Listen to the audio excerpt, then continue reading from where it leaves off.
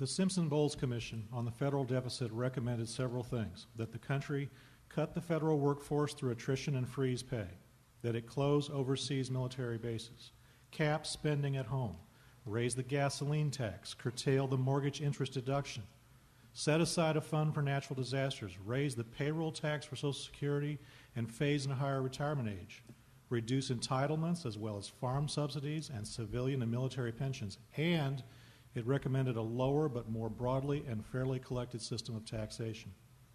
Why hasn't this become at least the beginning of a serious discussion about reducing the federal deficit? Well, I think it was a starting point, and there are a lot of good ideas in that particular commission. But what we're really stuck with is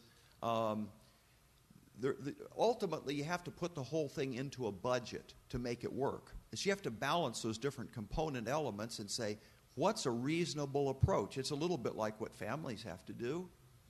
And in the 2 years that Republicans have controlled the House, we've had a budget both years. The budget has been set up for a vote, and the budget has passed. Was it the budget that I would have written? No. It wasn't quite as conservative as I would have written, because I would like to see us get to a balanced budget sooner.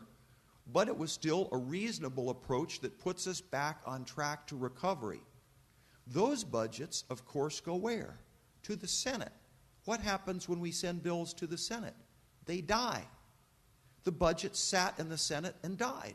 The other budget sat in the Senate and died. We got 30 bills to try to help jobs in the economy. They're sitting in the Senate and die. That's the reason I'm running for the Senate, because the Senate can't get anything done. And it's a federal law that we're supposed to have a budget every year, and the Senate can't do that.